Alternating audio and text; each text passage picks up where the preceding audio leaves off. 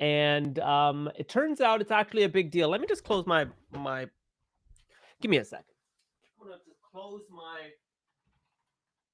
door there so we can have a conversation.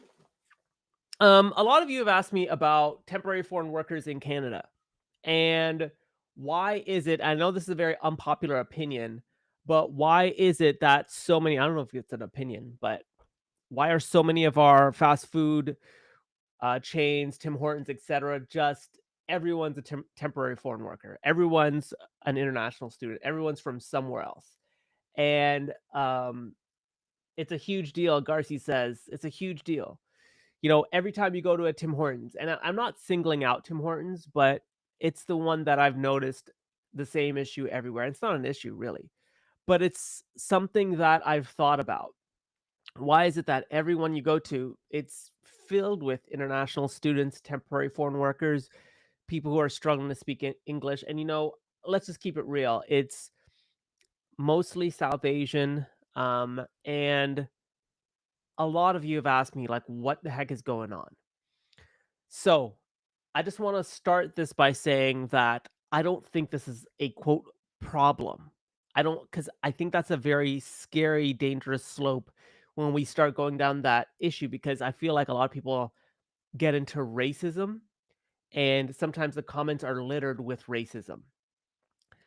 Instead, I think there's a real issue with the system that potentially prioritizes temporary foreign workers, specifically from South Asia, India, over Canadian citizens who are applying for those jobs. Now, I don't have data because I've been trying to find this data that shows that, Canadians are applying to Tim Hortons and they're getting passed up for temporary foreign workers. I don't have that data. But I know a lot of you have said that to me. You said that, like, my son or daughter has been applying, and openly they told me that, like, don't apply because, we're not going to hire your son or daughter. Like, I know that sounds very colloquial, but that is something that is happening because a lot of people have been messaging me the same.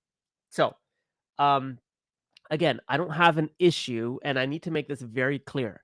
There's no issue on my end with immigrants coming, starting their life. I'm a first generation immigrant. My parents, I came here when I was extremely young, and I'm so blessed that I was able to live, work, get educated in Canada.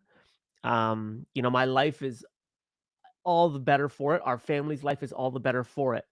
But I think that my parents were economic immigrants and are economic immigrants. There's something going on today where we're allowing economic immigrants, but there's a whole other stream of temporary foreign workers that have been expanded over the past few years, which I'll get into, that is causing a lot of resentment amongst Canadians. So, the first thing I want to mention is the reason why I'm doing this live stream is because I want all of us just to remind ourselves that there's a very dangerous path that this can all go down. And that path is one of xenophobia, racism, and hate towards people from, South Asia, um, and a lot of rudeness, a lot of like un-Canadianness. Because let's face it, folks, if you're Canadian, you're watching this live stream, I just want to paint the picture that we're the only country in the world. And when I say the world, I truly mean that. That means the United States, Europe, everywhere, G7. We are like the only place in the world where we have this level of immigration and this low level of hate filled crime, racism. Um, we're the only place in the world. And that needs to be celebrated. That needs to be talked about more. Of course, there's places in Canada where yes, like there is definite racism. There's definite um, discrimination. Of course, you can't get away with that, right? Like 40 million people, there's bound to be hate. There's bound to be discrimination. But I just want to remind everyone Canada's such an exception because the rates that we see in other parts of the world for hate, discrimination, racism, That's non-existent to that level in Canada, and we should really, as a country, be proud of that. Like, there are people who would be warring in their home countries, living neighbor to neighbor in Canada. That is something that we should celebrate. You know how you have no idea how many South Asian immigrants who immigrated to places like Germany, the UK, France, they look at Canada as a safe haven, as like away from the madness that Europe is becoming because there's a lot of hate-filled crime in Europe towards South Asian immigrants.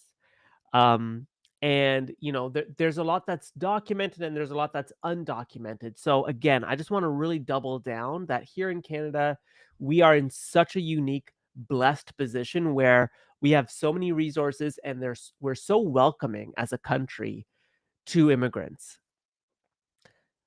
But given all of that, and again, I believe this, someone please correct me in the comments, but I believe we're the only country in the world where multiculturalism is actually a policy of our government, where it's actually I could be wrong, it's in the charter. Now, I don't know if that helps things along. It definitely helps funding, right? Like, we fund a lot of things based on policy.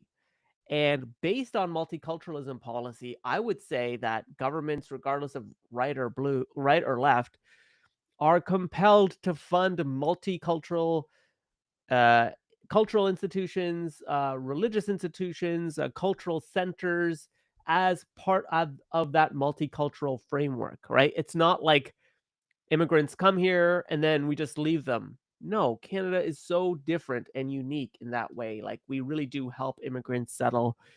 And again, compared to other countries in the world, we should really, really remind ourselves as Canadians, like, we are so far above other countries when it comes to that.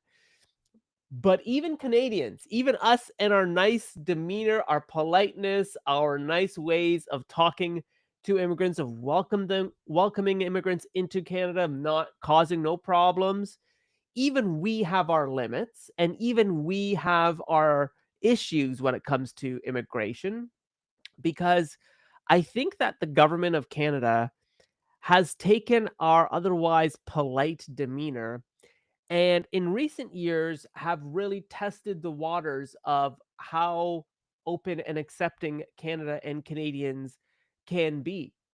And that has led to a lot of issues that we're seeing today. Canada has had, just like many countries around the world, we've had a temporary foreign worker program.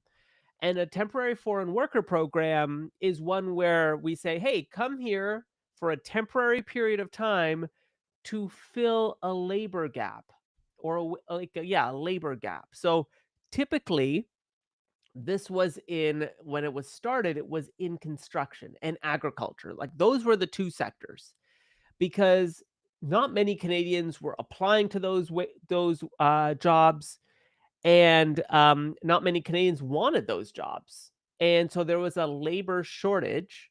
And so the temporary foreign worker program was set up. And it was set up specifically for that purpose. Like, we need agricultural workers to work the fields. Canadians are not applying to those jobs. They don't want those jobs. So employers now are forced to go outside of Canada. They go to the global south. And in exchange for working in Canada, um, it was temporary. So the person from the global south, say from the Caribbean, would come to Canada, make more than they would make in their home country, save that money, and then go back to their home country with more money than they left, to then support their family for potential, like, immigration to Canada or other countries. That's how it worked generally. And it was like a pretty good, like, exchange, right? Employers had to show to governments that, hey, no one's applying, so I have to go to, say, Jamaica, and as a result, I'm going to pay Jamaican laborers a a higher wage than they would make. And again, their term is limited, so they're only here for 6 months, 7 months, whatever. At the end of the term, they go back to Jamaica with more money in their pocket. It was simple. It was easy. But you see, like, what happened over time is agriculture and construction, other employers started seeing that, hey, they could hire temporary foreign workers for other sectors.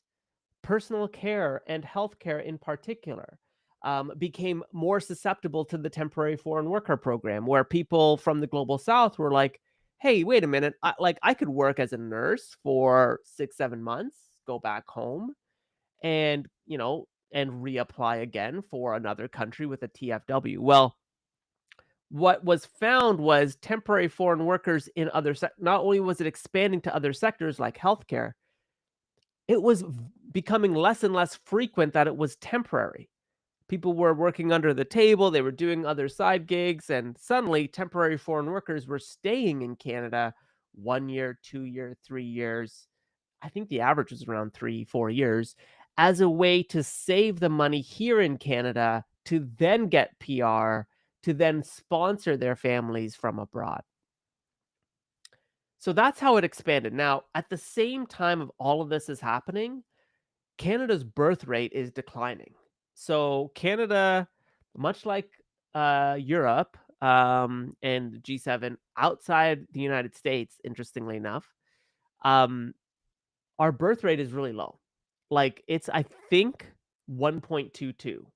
Now, it's declining at a rate that's, Darcy says, yeah, it's declining. Yeah, so it's declining at a rate that's kind of alarming. Not nearly as low as what's being seen in Japan and South Korea, but it is declining. And uh, researchers estimate that there is a quote population cliff, meaning that if we're not having kids as a nation, we're actually going to age, and there won't be enough citizens to pay for the social services that the elderly population will require, because as you age, your dependency on the social welfare system goes up, generally speaking. Not everyone, but generally speaking, the population does depend on that. So temporary foreign workers come in, they're no longer temporary, they're applying for PR because Canada, this is one of the blessings and curses with being a big nation with a lot of money and a low population. We have so much money that, as a result of that, it's not like a lot of the governments the government looks at it as like, hey, like, it's temporary foreign workers. They're coming and they're building up our economy, especially at a time as our birth rate is declining. So the temporary foreign worker program continues on, and it starts growing in different sectors based on like economic cycles, of course. And what happened in 2014 was very interesting. This is under Harper. So before, as I mentioned, the temporary foreign worker program, you had to showcase to the government that, hey, not only are Canadians not applying for my job, in construction or agriculture, um, Canadians, I can't find Canadians to work, so I have to go abroad. So that's called a labor market impact assessment, LMIA. And it's basically like you have to show to the government that you've tried to hire Canadians and you can't. So you have to go abroad.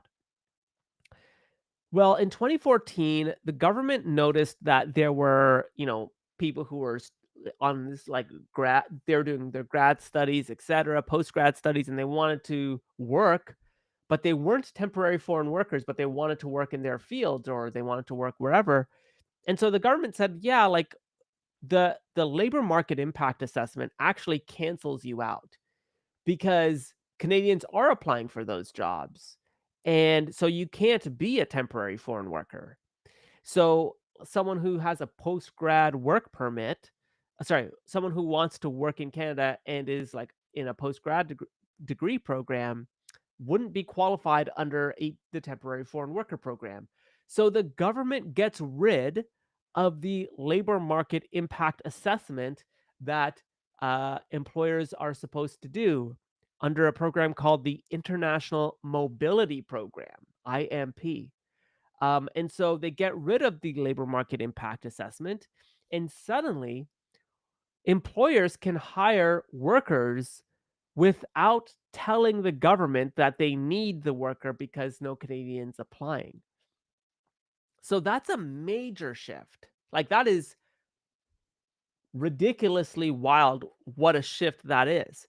What we see as a result of that is there are now like 472,000 um, international mobility program recipients in Canada today as of 2022. And I'm sure that number is higher. Now, what do you think of that number? That is 3 times the number of temporary foreign workers.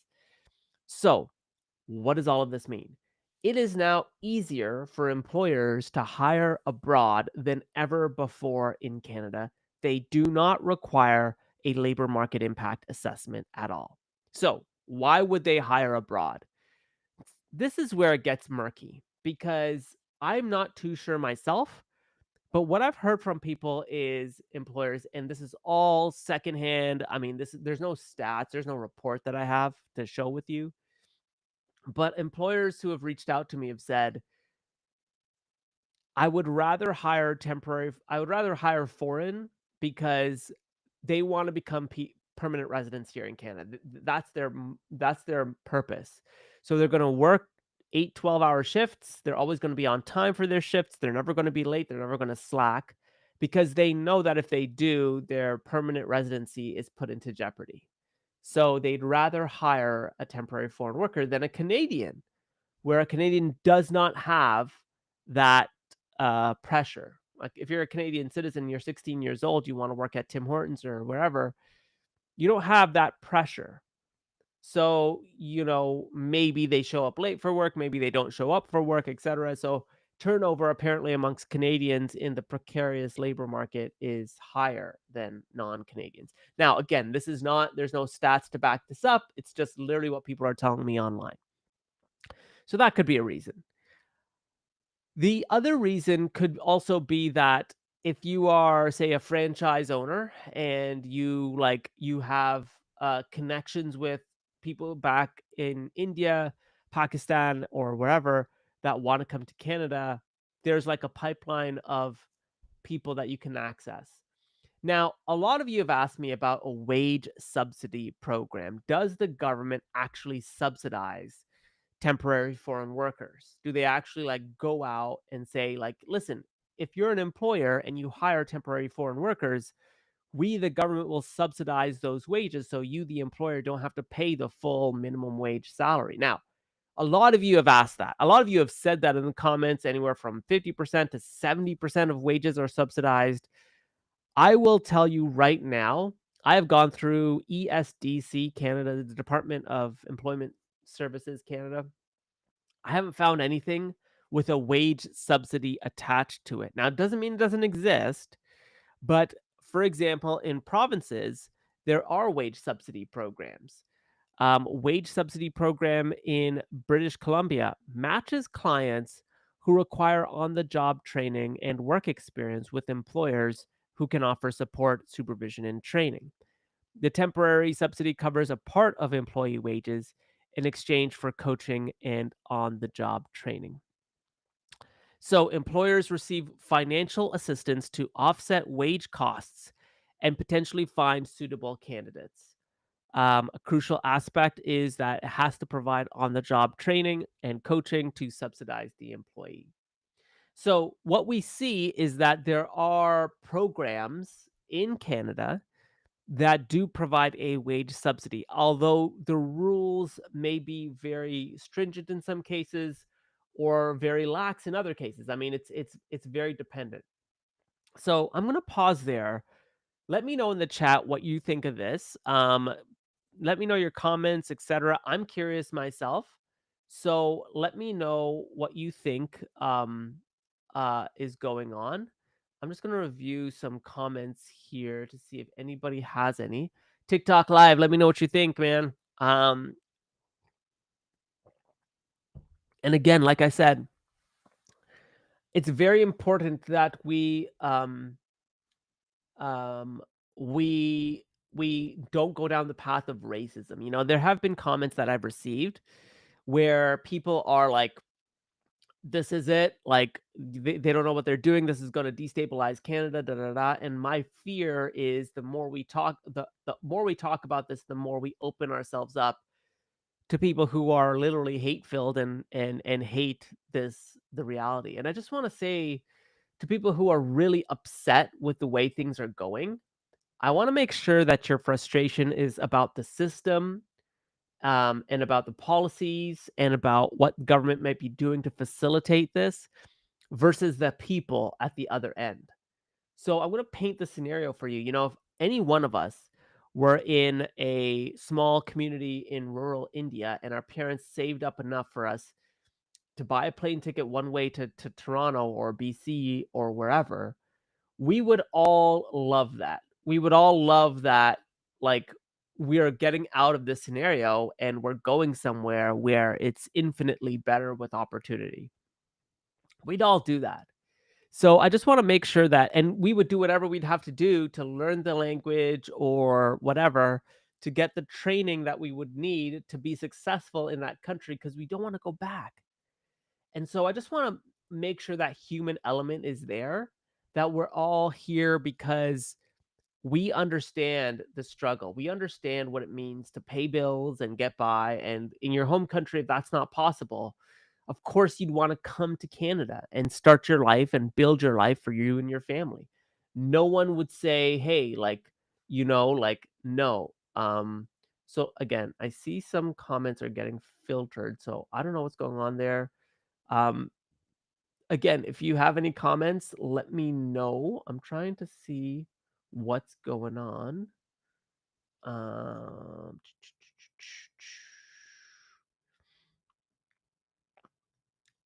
yeah, I'm just getting a lot of comments are being filtered. So if you have comments, you let me know. Um, but yeah, like, just remind yourselves that, the temporary foreign worker, the international student that you see at Tim Hortons, you know, if they can't speak English or they're struggling, that's really something that, their employer needs to work on in hiring people who can at least speak English and understand. But if you see them struggling or you see them like trying, just remember, like, we're all humans at the end of the day. We all want the same things. We do want, like, we want some, level of empathy and sympathy. We're all struggling to make it. But the system seems to be swayed and tilted in favor of um temporary foreign workers, again, from a very specific region. Garcia says some will apply for 6+ jobs, but the employers only want temporary foreign workers. Yeah, and that's actually a big point, Garcia, because what I've also heard, and this is actually interesting, at the starting of my live stream, I talked how temporary foreign workers were used in agriculture and construction.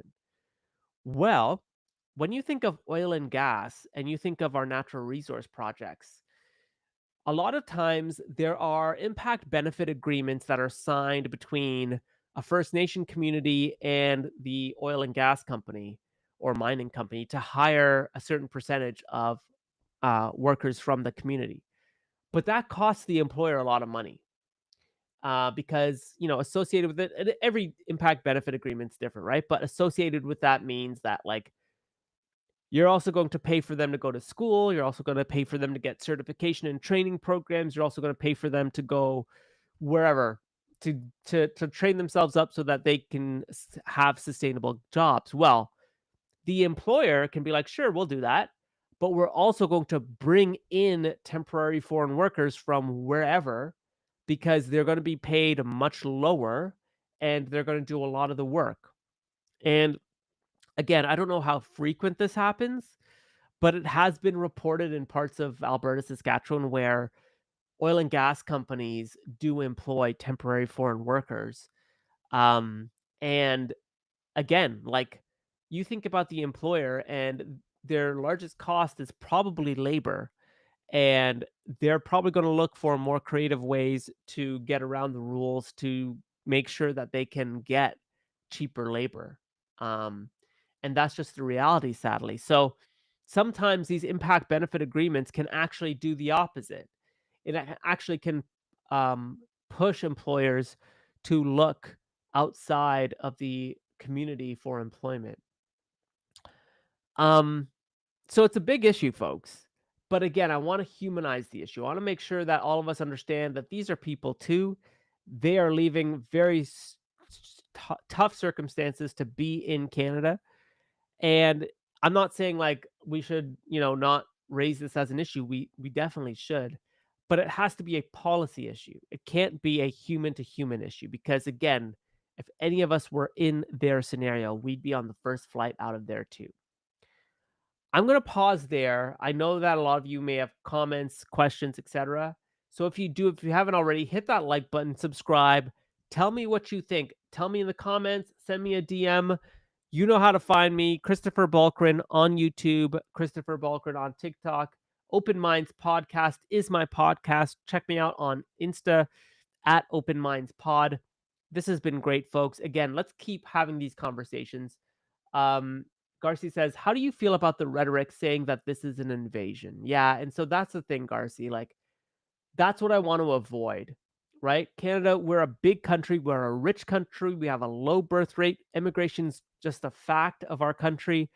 Um, it's the policy that's facilitating a higher level of temporary foreign workers. Again, like I said, it's not the person or people, it's the policy. Again, if any of us would be in that situation, we would be chomping at the bit to get out, to come to Canada to start our lives, or at least to earn money in Canada to send back to our families. We'd all be doing that, and all of us know that for a fact. We'd all be doing that. We'd all be struggling to figure out English. We'd all be struggling to figure out how to, what to wear in the winter. We would be doing all of that. So let's just make sure we're humanizing the conversation too. All right, folks, I'm going to end it there. It's been about 30 minutes. I hope you all have a wonderful rest of your day. And I'm going to keep exploring this topic. It's a big topic. All of you have mentioned this is the topic for me to focus on. I'll keep doing that. Like, share, subscribe, tell all your friends. Christopher Balkrin. Thank you for tuning in.